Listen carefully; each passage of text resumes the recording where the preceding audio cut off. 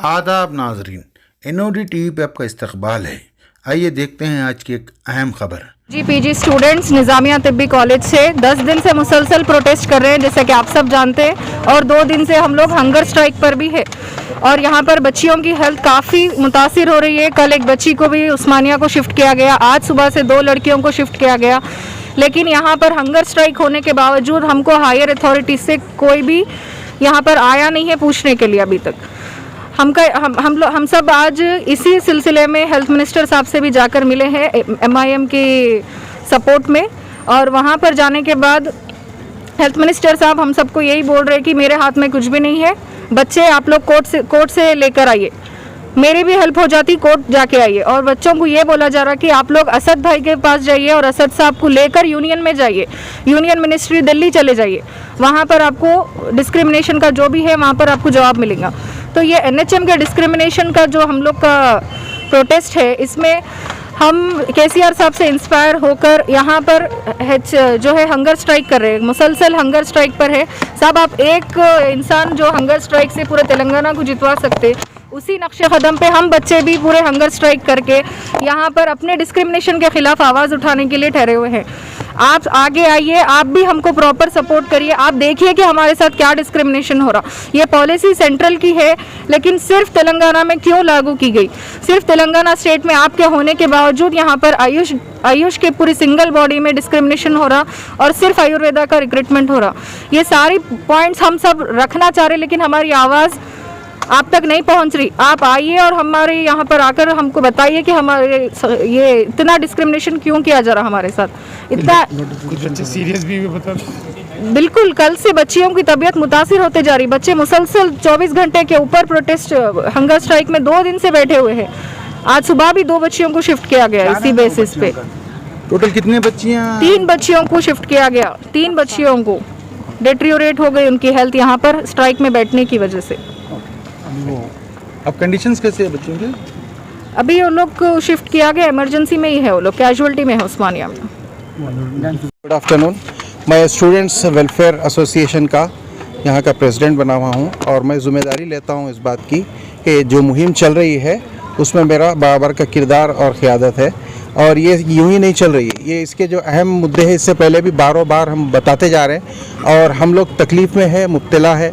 और हमारा मसला क्या है? हमारे साथ नाइंसाफ़ी की जा रही है कि हम आयुष के बराबर के साझेदार हैं। आयुष आज नहीं, आज़ादी के जब से डिपार्टमेंट फॉर्म हुआ उसमें यूनानी, होम्योपैथी, आयुर्वेदिक के साथ साथ आयुष के अंदर और एक भी है, उसमें नेचुरोपैथी कहते हैं। ये सबको बराबर का जो है इसमें मुकाम दिया गया था। लेकिन पिछले 5 सालों के अंदर, 10 सालों के अंदर जो खिदमत आगे बढ़ चढ़ के कर रहे थे, ये यूनानी के डॉक्टर्स बहुत ज़्यादा कर रहे थे, आयुर्वेदिक भी करे, होम्योपैथी वाले डॉक्टर्स भी कर रहे थे। खिदमत देने के वक्त में हमसे बराबर की खिदमत ली गई और जब जिस वक्त हमारे हुकूक से देना है तो ये लोग आंखें चुरा के पीछा जो है हमारी पीठ दिखा रहे हैं। ये बिल्कुल जो है नाइंसाफ़ी की बात है।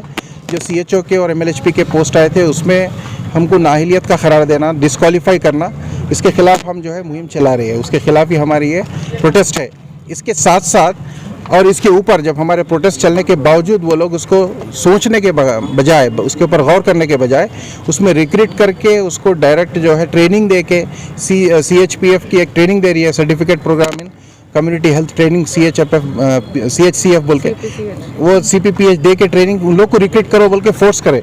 और ये रिप्रेजेंटेशन देने के बावजूद भी रिसेंटली फिर एक नोटिस ऑर्डर आया कि ये लोग को जल्द से जल्द रिक्रूट करो और नए रिक्रूटमेंट करो और नए जो है इनको ट्रेनिंग देके इनको MLHP और CHO पोस्ट पे लाओ। और इसके अलावा आगे के हम ये चाहते हैं कि जितने भी पोस्ट अब यहाँ से लेकर निकलेंगे, जो भी आयुष से रिलेटेड पोस्ट निकलेंगे, उसमें आयुष में यूनानी, होम्योपैथी, नेचुरोपैथी और आयुर्वेदिक सबको बराबर का क्वालिफिकेशन दिया जाए, बराबर की एलिजिबिलिटी दिया जाए, बराबर के पोस्ट दिए जाए और बराबर के बेनिफिट्स दिए जाए। और यहाँ के लोग, खास करके तेलंगाना के लोग, ये आयुष मेडिसिन के ऊपर बहुत ज़्यादा बिलीव करते हैं, उसके फंड है, लेते हैं। फैसिलिटीज़ भी बराबर प्रोवाइड नहीं की जा रही है उनको। एग्जिस्टिंग फैसिलिटीज़ में जितने दवाखाने हैं वो बगैर डॉक्टरों के यूनानी डिस्पेंसरीज चलाई जा रही है।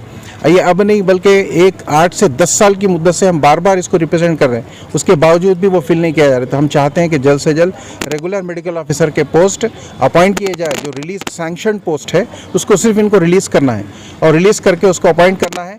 जो ऑलरेडी एग्जिस्टिंग पोस्ट है, हम ये नहीं कह रहे कि नए पोस्ट है, हम ये चाहते हैं कि नए पोस्ट भी दिए जाए। अगर ये जो 88 पोस्ट गवर्नमेंट देने के बारे में बात कर रही थी, जो रिसेंट नोटिफिकेशन देने की बात कर रहे थे हमारे कमिश्नर मैडम, तो मैं ये चाहता हूँ 88 फिल होने के बावजूद भी मुझे यकीन है कि बहुत सारे डिस्पेंसरीज और हॉस्पिटल बगैर डॉक्टर के होंगे फिर भी, तो हम ये चाहते हैं कि वो भी फर्दर न्यू रिक्रूटमेंट दे के नए पोस्ट ऐड करके फिल किए जाए। जिस तरीके से इससे पहले आयुर्वेदिक के पोस्ट फिल किए गए और कुछ होम्योपैथी में भी पोस्ट दिए गए, तो बाकायदा जितने भी आयुष के क्लिनिक्स है, यूनानी उसके साथ साथ होम्योपैथी हो या आयुर्वेदिक हो या नेचुरोपैथी, सब पोस्ट फिल किए जाए, क्योंकि लोगों की रिक्वायरमेंट है, उनको सर्विसेज दी जाए, उनको फैसिलिटी दी जाए। अब ये प्रेजेंट जो मुद्दा हमारा आ रहा है, हम इतना एहतजाज करें, हम उसके बाद हमारे बच्चे और बच्चियां यहाँ के क्लास के जितने भी हैं हमारे साथ वाले हंगर स्ट्राइक पे बैठे, भूख हड़ताल करने के बाद आदमी को कुछ भी हो सकता, और वो गिर गए। एक नहीं, दो नहीं, तीन नहीं, अब तक 5 कैजुअलिटी हो चुकी। 3 दिन से तकरीबन पहले दिन 10, दूसरे दिन 10 और अब तीसरे दिन में भी 7, यानी 27 बच्चे कंटिन्यू ये चेन हंगर स्ट्राइक हड़ताल, कड़ी हड़ताल के अंदर हम बैठे हुए, और ये हड़ताल को हम बिल्कुल ख़त्म नहीं करेंगे, चाहे हम ख़त्म हो जाए, क्योंकि जब तक हम अपने हक़ को मनवा नहीं लेंगे, ये हमारे साथ खुली नाइंसाफ़ी है। इसमें सारी पार्टियां हमारे साथ आए और सारे ऑर्गेनाइजेशंस हमारे साथ आए। अब तक हम जिसके पास गए वो हमें तयखून तो दे रहे कि हम साथ हैं, लेकिन उनका अमली जामा हमारे साथ नहीं हो रहा है। हम ये चाहते हैं। आप रिप्रेजेंट हरीश राव साहब से आज किए, क्या रिस्पॉन्स मिला आपको? हरीश राव साहब से हमारे जो साथी जाके मिल के आए, तो हरीश राव साहब का तासुर ये है कि मेरा इसमें नुकसान है, हुकूमत का नुकसान है। हम जानना चाहते हैं कि किस तरीके का नुकसान है, आप बताएं सब आवाम को, आप सारी आवाम को बताएं, तेलंगाना की आवाम को, कि आपका कैसा नुकसान है। कब तक चलेंगे और ये हमारा प्रोटेस्ट जब तक हमारा हक नहीं मिलेगा हम चलेंगे, उसको रोकने वाले नहीं हैं।